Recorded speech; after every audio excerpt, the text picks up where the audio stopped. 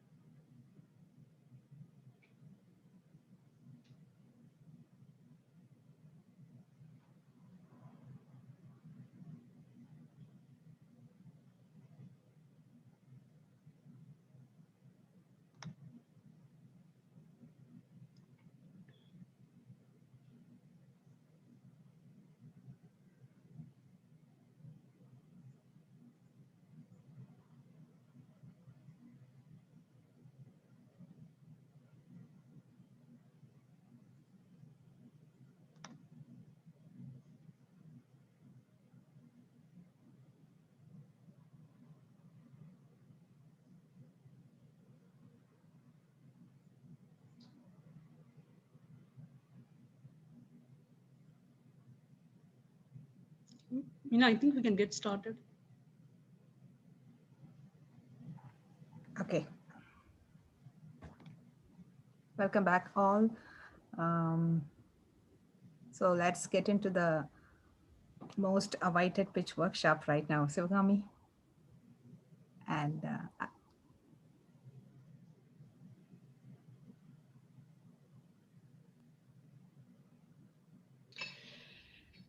Welcome all to the Girls in AI Global Hackathon 2021 in San Francisco, hosted by Teens in AI and ByteQuest. This is Subhagami Ramaya, founder of ByteQuest. To all girls in AI hackers out there, you came up with a fantastic idea on solving a pressing real-world problem in gender inequality, inequality in education, and climate crisis using the latest artificial intelligence and machine learning technology. And you built a working prototype. But the big question is, how do you pitch your idea to a great panel of judges or potential investors? Today, we are joined by a corporate storyteller and a pitch alchemist for startups, Dana Griffith, an expert in weaving compelling stories for startup ideas that attracts funding. Dana has worked with over 1,000 startups, Fortune 500 companies, and venture capitalists in a wide variety of industries, and she has trained clients in over 30 countries. Welcome, Dana. Thank you for joining us and sharing your expert tips in pitching with our budding entrepreneurs who are going to pitch their idea for the very first time. Thank you so much. And I think this is just amazing what you're doing. And I'm proud of every single one of you out there that you've come this far. It's just mind-blowing to see girls, young women doing this kind of complex work at such a young age. So it gives me hope. I have 2 little girls, they're 7 and 4. So I hope that by the time they reach your age, they're already doing machine learning and AI and deep learning and NLP and all the good stuff that we need in order to make this world a better place. So yes, we are going to be focusing in on the pitch. So I'm going to give you a brief workshop. I wish I could be with you live and see all these amazing things, but hopefully after COVID is over, we'll all get together and for the next hackathon. So I do want to give you my winning formula for a 5-minute pitch or a quick pitch. How long are they going to have? 5 or 4 or 3? It's 3 minutes. 3 minutes. Okay, 3 minutes. Okay, so it says 5 on one of the slides maybe, but take it as 3, same difference. So it may seem like, oh my gosh, how are we going to have to say everything we have to say in 3 minutes? And I want to give you the surefire formula of what should be in there and then a few extra bonus tips. So I'm going to go ahead and share my screen now. Can you see my slides? Yeah. Okay, great. All right, so I look at this picture on the right and I remember that once upon a time we went to concerts and I missed that. So hopefully we'll all be back to that sometime soon. And we want our audience, even if it's virtual and even if, and whether it's live and whether it's an audience of 5 or an audience of 500, to have that kind of sense of excitement. So if you were just to randomly walk down the street and ask someone, excuse me, what's a pitch? Most likely they would answer something to do with baseball, unless they worked for a startup or an ad agency. So the actual definition of pitch, though, is not far off from the kind of message I want you to give. So to pitch is to throw, fling, hurl, or toss. I want your message to really get out there, be thrown at them, make them, wow, want to catch it, have that kind of interaction and that kind of excitement. I don't want people sitting there like that. All right, so your goal is to really open their mind and intrigue them.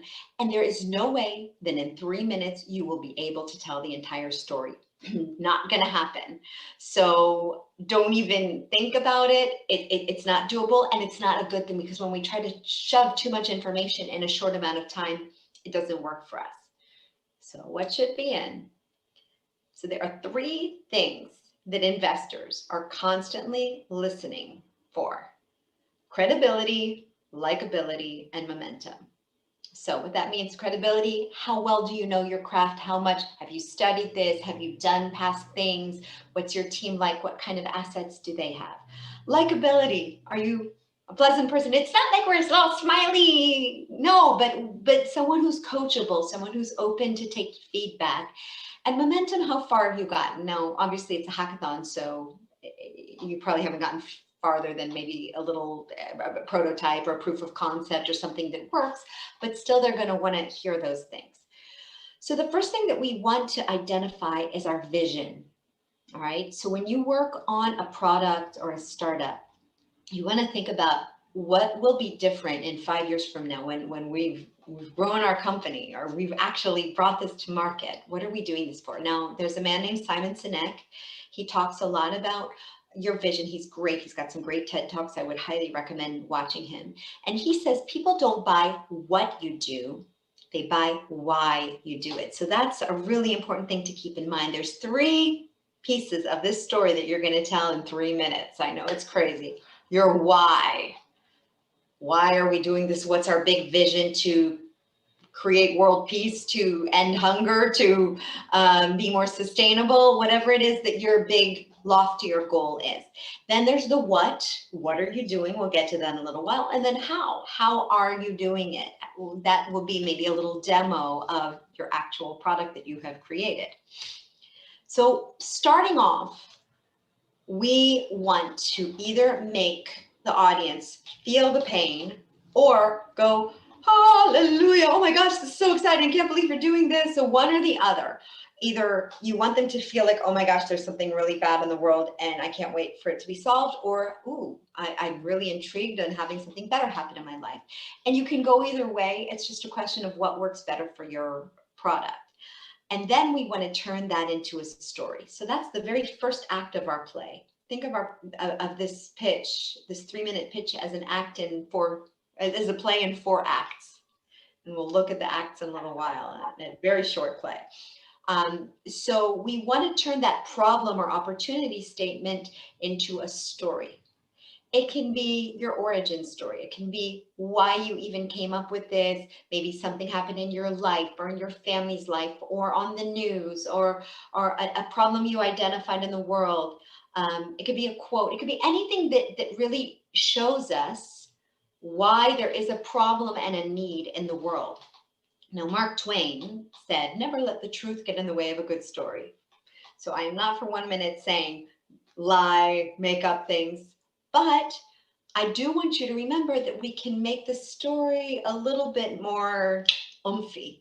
So for example, I was working a few years back with a very technical startup, and the founders were talking about deep learning and machine learning and computer vision and image analysis, blah, blah, blah. And I couldn't understand what it was they were doing.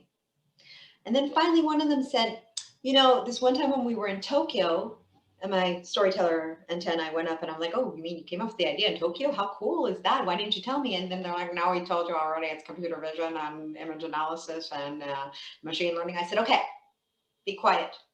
You came up with the idea in Tokyo. Got it? They looked at me like, huh? But then after a little while, they got it. Because doesn't it sound sexier to say something like, we were roaming the streets of Tokyo, feeling lost in translation, looking at all these beautiful buildings, having no clue what we were looking at because there was not a single sign in English. And then we thought, wouldn't it be cool if we could just pick up our phone and click on the building, and right away we would see exactly what it was, what was there, what the history was, what there was around. And then they thought, well, with our background in computer vision and image analysis, why can't we do that? And now they've become a company that have an AR and VR layer. It's embedded into car windows. So as you drive through a town, you actually see pop-ups showing you different points of interest. Now, do you think their investors asked them to see their passports so they could see when they were in Tokyo and when they actually gave this? Not likely. So that's the point. You don't have to make it exactly like accurate, but that's bringing a story that draws it, that makes us feel, that makes us resonate. A lot of us, and probably judges on the panel as well, have traveled to countries where we don't read the language, we don't understand, and you feel kind of lost. So some of you might have already traveled and seen places like that as well. So it's about feeling part. That's the big pain that they're solving.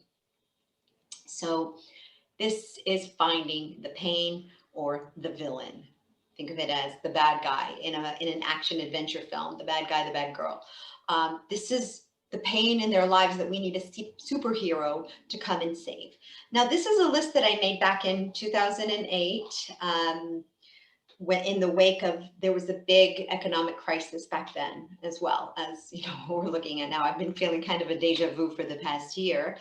And every time there's a big global crisis, we see a lot of new solutions being born out of that. So for example, there was a bad economy, entire companies were collapsing, the stock market was in the gutter.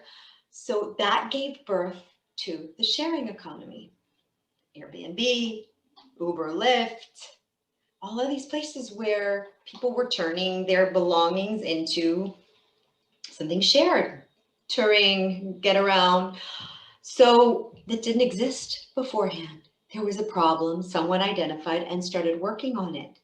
Security vulnerabilities, that's been around for a long time, cyber security. Waste in the system, sustainability has just come and become much bigger. The last three, boredom, popularizing cultural trend, missing a great opportunity, those are like the opportunity. It's like the carrot, not the stick. So all these other things are like the stick that's threatening us. This is the, oh my gosh, this could make my life much better. I mean, think about TikTok. It's not that we've solved world hunger through doing TikToks, but it addresses boredom. We all are bored. We want something to fill our time. Isn't it fun to share our little creations and dances and things with friends? Same thing with any social media that's come up. It's not a must-have, but it's something we've become addicted to that's worth a lot of money for the company. So those are the points you have to hit on. Nowadays, when this pandemic first hit last March, and I was trying to think about, you know, how best to help the startups I work with. So I identified the 5 areas that I think, or I thought then, and I still think now, are going to be the big areas of focus during this time or after this time. So remote work and collaboration. How many of you have been studying from home for the past over a year, almost a year? It's crazy. So Zoom, as great as it is not really meant for collaboration. It's not meant for learning. Your teachers are doing the best they can, but it doesn't have any element of something engaging, like being in a classroom, being with other people. I'm giving a speech at a conference next week, and I just had a test run on this new platform that's super cool. It like makes it like a world, and you move through it with your little avatar, and you get to see all these rooms. So it's the first time I saw something that really looked like a feel of being at a conference where you can go and you can network with people. And so I think that's going to be big. Education tech is also going to be big. Money savings, financial crisis, digital health. I haven't wanted to take my daughters to the doctor even for a well checkup because I don't want to go into a doctor's office and expose us. So how are they going to improve tools for digital health? I have a lot of clients working on things that'll help remotely. Logistics. Do you remember the beginning of the pandemic? We couldn't get toilet paper. How crazy is that, that they were out of toilet paper in the United States? We're not talking some far off country or far off island. And there was a real problem with logistics, which now we're also seeing with vaccinations. Major problem, major systems missing in tracking and distribution and freeing up bottlenecks. These are things that you will be able to solve with your skills and your talents. You will be the next generation of these solutions that solve it. So it's very important to kind of key into what the world really needs now, because that's going to increase your chances of winning and of raising money if you actually do turn this into a startup. Okay, so we had the problem or opportunity. That's Act 1. Act 2, your solution. How are you going to solve that? And I want you to create a sentence that's going to be probably as hard as it is to code. Your simple solution statement. We do X for Y by Z. All right, you need to be able to explain it simply. There's another way to do it. Adeo Rassi, who established an organization called Founders Institute, he made it like a Mad Lib where you fill in the world. My company, blank, is developing a defined offering to help a defined audience solve a problem with a secret sauce. Secret sauce is basically, it comes from like the McDonald's and Coca-Cola. The Coca-Cola has syrup. McDonald's had a secret sauce on their Big Mac that it just made them something irresistible. So it had this unfair advantage. What's your unfair advantage? What makes you the contender? So if you have it, that's a great thing to bring up. And as soon as possible, I want you to show what you've done, to show. You give the sentence and then show us. And even if you only have 3 minutes, I would devote about a minute to showing us the product. It really makes a difference. Now, you don't have to just, obviously after just a few days in a hackathon, you won't have done it all, but you'll be able to kind of give us an idea and walk us through. You just walk us through the user story. If someone was using this, who would it be? What's the use case? What were they trying beforehand? And now what does it look like when they're using your solution? How simple is the onboarding? How easy is the implementation? And then what are the projected results? If you can open their mind and their imagination to see that this is something that you've got to work after a few days and it's got massive potential, you're in really good shape. How far along are you? Obviously, after a hackathon, not too far unless you're already working on something you've been working on for a while and you just did an additional layer of development. But this is where you would tell them what phase you're at. Then there's 3 things I want you to touch on in more of the business thing. Now, I don't know what the requirements are that you include in your pitch, but the 3 main things that you want to touch on, and this is Act 3, your business, differentiation. What sets you apart from competitors? And this is super important to know. We never want to badmouth our competitors. We never want to say they're just, because you never know who's sitting in the room that might have been involved with them. It's great that you have competitors. It proves that you have a market. How are you doing things different? That's what you need to be able to show, your true differentiation. Monetization, how will you make money? How will people pay you for this? Will they pay you? Can you prove that? Have you done some market research? Have you talked to people and see that people are interested in paying to solve this villain in their lives? And finally, opportunization. I know that's not a real word, but it rhymes with monetization and differentiation, so it's an easier way to remember it. So opportunization, it's not just how big your market is. And obviously you want to work with a big market if you want to get funding, because they want something that gives them a lot of money back for the money they're putting into your company. But this is more the FOMO factor, FOMO, fear of missing out. Investors suffer from FOMO big time. And none of them want to feel like they missed the train of the next big Airbnb or Uber. So you need to kind of draw a vision of something that's happening that shows that this is really a big opportunity. So go back to what we talked about with the new pains, the new villains that we're looking at. You can look at trends in the market. COVID has accelerated a lot of processes that were already changing, like things in retail. We're at home now. We're out shopping a lot less. So everything's being done from home. It's changed the mindset. People are online a lot more. So it's changed buying behavior. So if you can find some of these interesting stats to show the market has shifted and we are right there to capture that's an excellent thing. Your team, who they are, you don't want to spend too much time on each of them, and just enough to show the skills that you have in your team. And finally, I want you to end with inspiration. I've worked with so many hackathons and demo days where the founder will give a great pitch and then at the end be like, that's it. Thank you. Seriously? That's the best you can do? No. Excite them. You started with your vision statement. End off with how you're going to get there.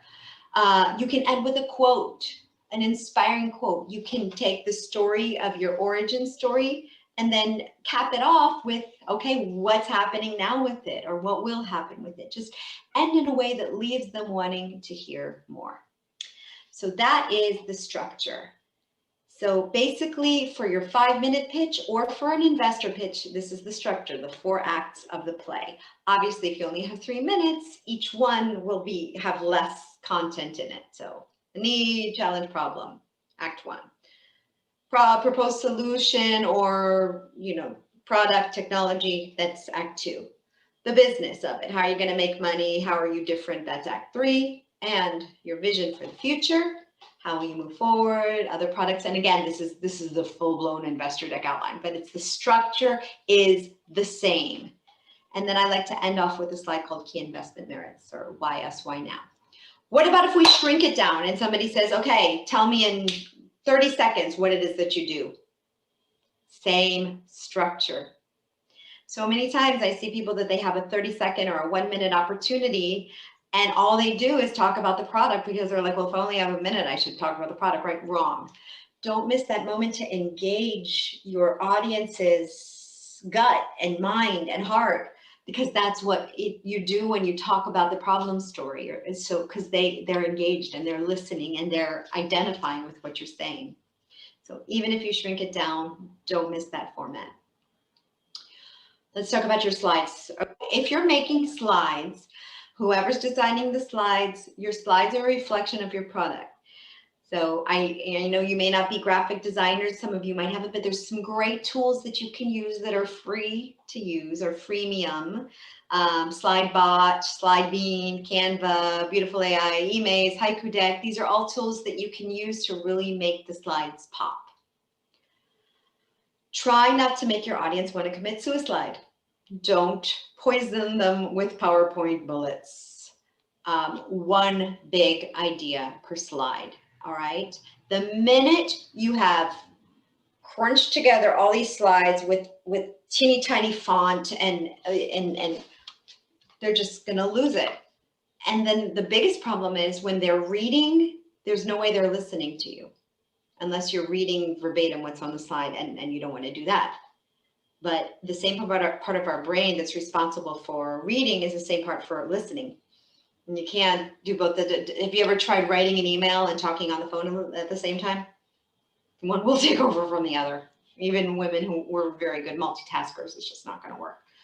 And then just to piggyback on that, the 1 big idea that grandma could understand, or grandpa, okay, or our parents. Have you tried to explain to your parents what you're doing in AI and machine learning? Now, if they're engineers or computer scientists, they probably understand it, but my grandmothers, both of them, did not come from that field. It took my mom 5 years to understand what a corporate storyteller did, but that's another. So it's our responsibility to explain it so that anyone would get it. You're dealing with very deep technologies and you've been studying this for a long time. Not everyone is as versed.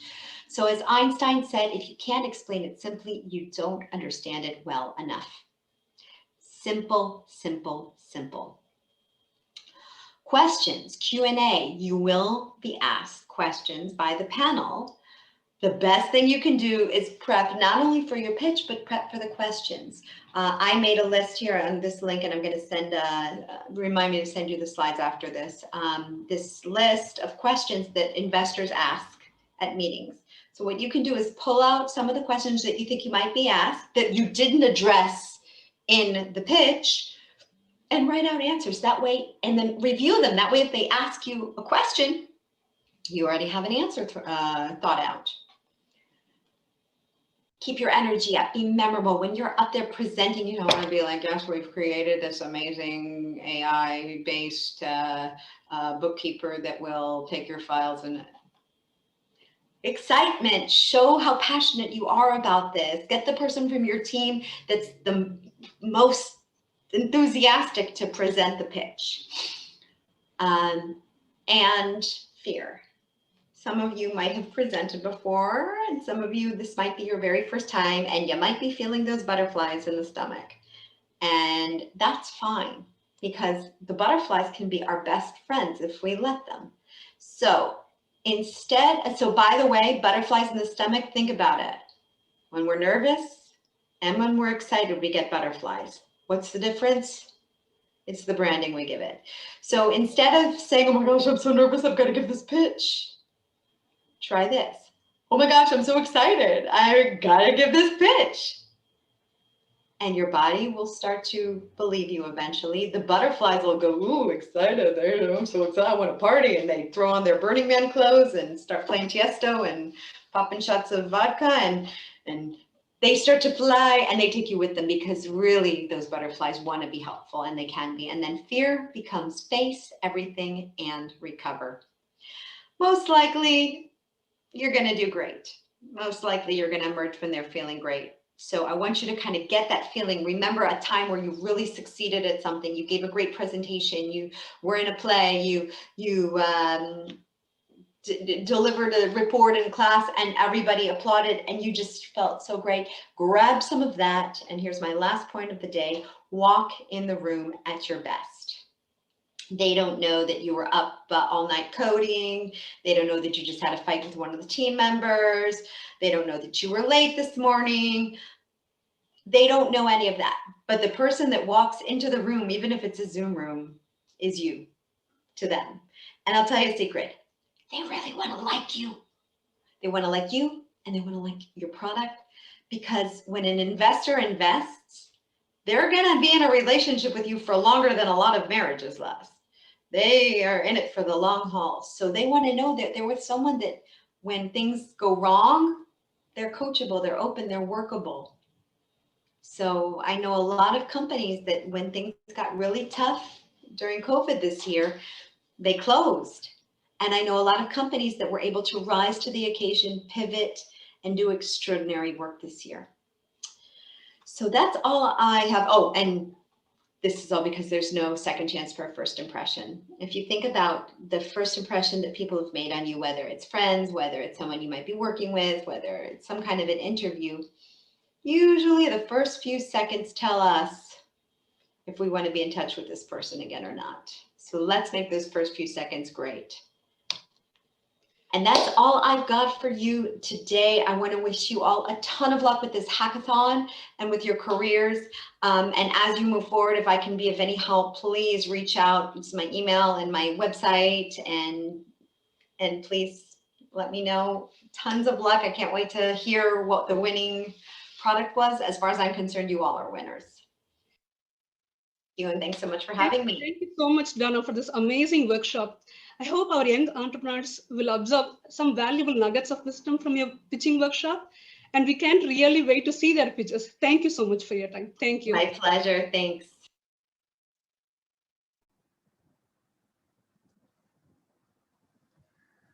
Wow, that was a great session workshop with Dana, and we have Manish Patel here now. Manish Patel is Senior Product Manager at TIPCO. He has an extensive experience in analysis, design, product management, business strategy, and business development. He is here today to answer any of your questions you have in pitching. Welcome, Manish. Hello, Meena. Thank you for that introduction. Hello, everybody. Is my sound okay, Meena? Yes, you are. Okay. And participants can ask questions if you have, and feel free to switch on your video and then unmute yourself, and then you can ask your questions. Fire away.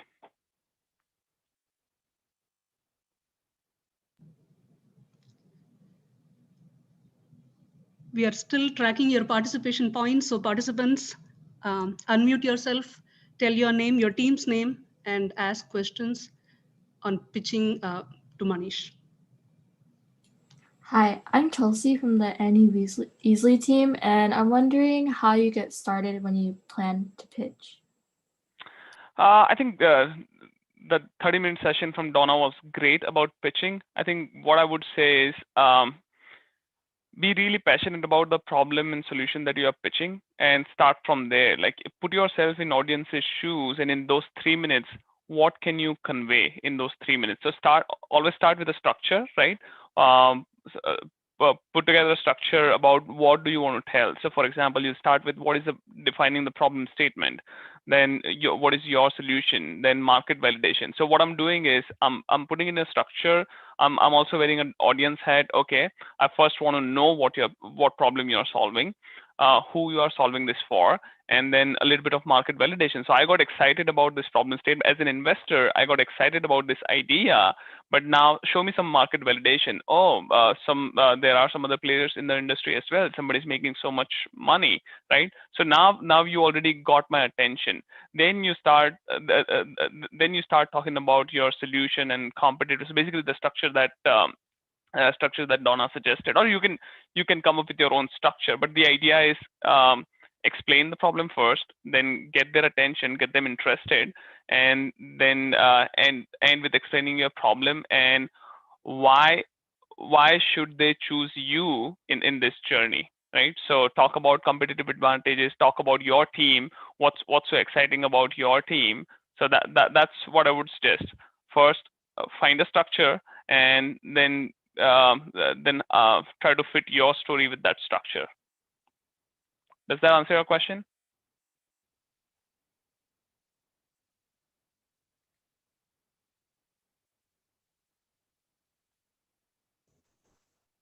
So my name is Elizabeth, and I'm from the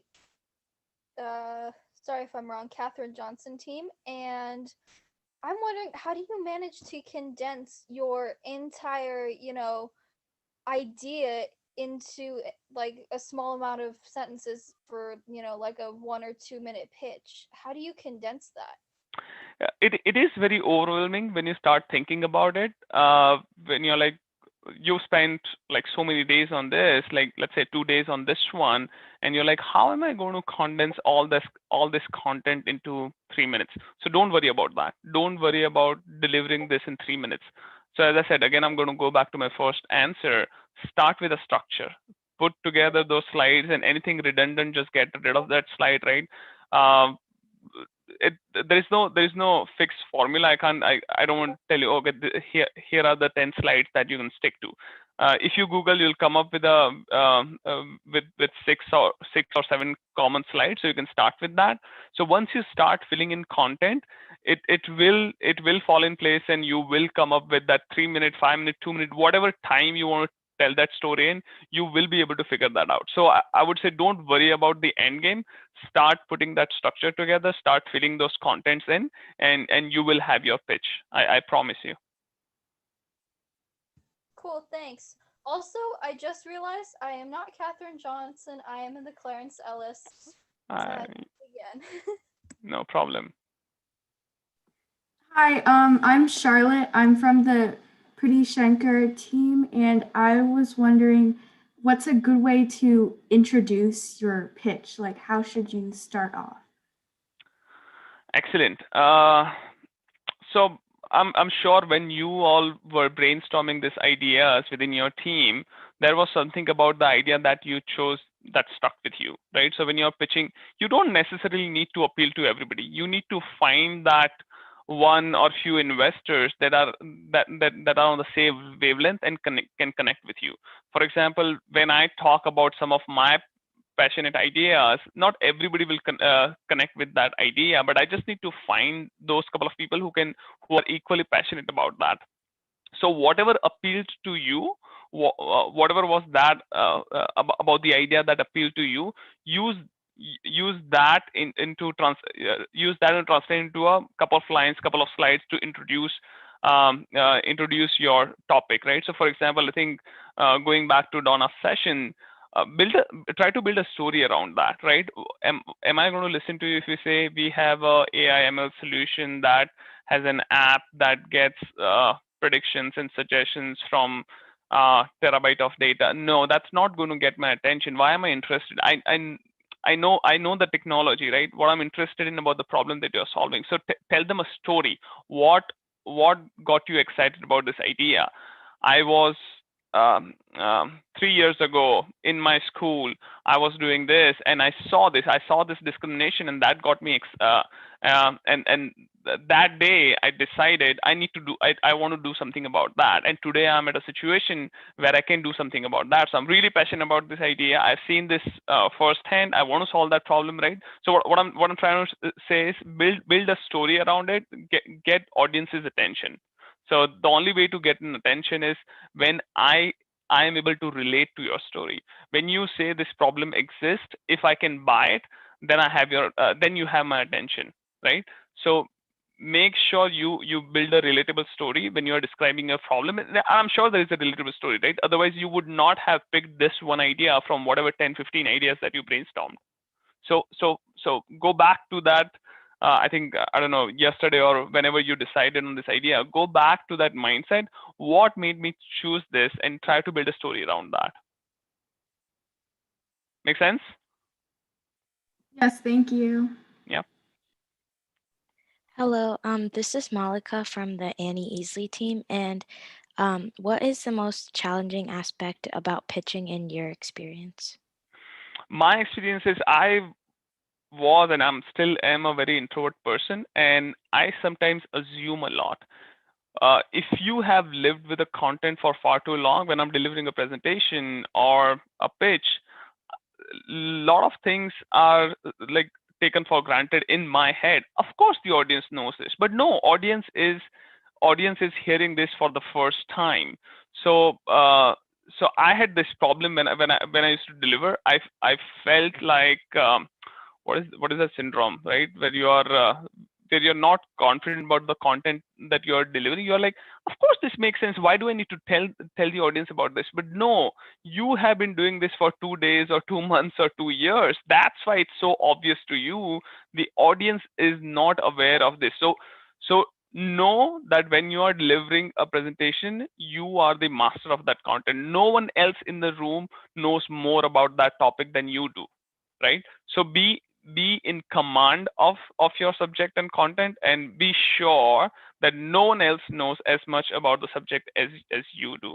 So that's be comfortable and confident about what you are pitching, and be real. Don't be real. Be whoever you are. Don't try to, for example, Steve Jobs, right? You loved his presentation skills. Don't try to copy anybody.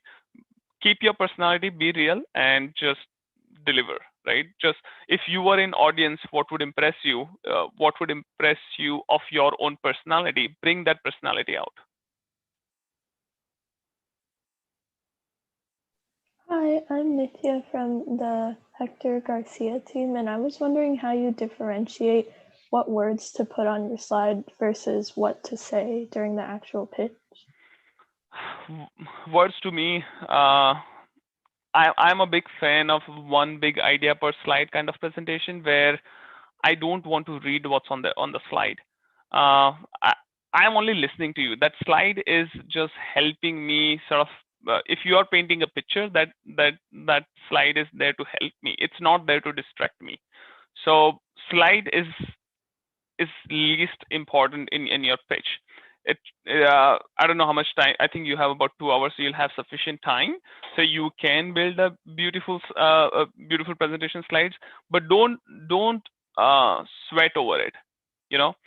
Focus on your story that you want to tell. The slide is there to help you tell the story and nothing else. I'm Stephanie from Kimberly Bryant team.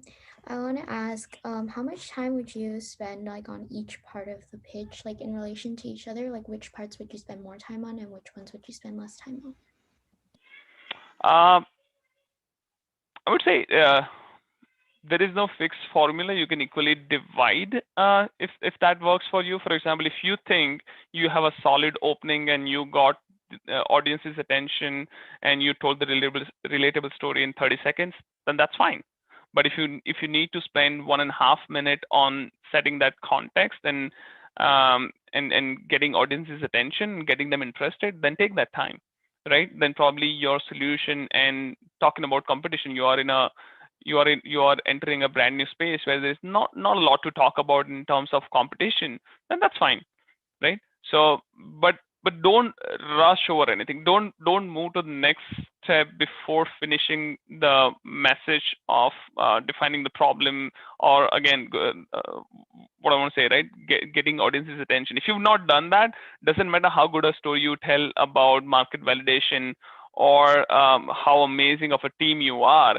I loved the 4 people went on the stage. I loved the presentation, but I couldn't buy into the idea. And I have sat in so many pitches where I've loved the team and their enthusiasm, the way they were telling the pitch, but I just did not buy into the idea, that the problem that they were trying to solve.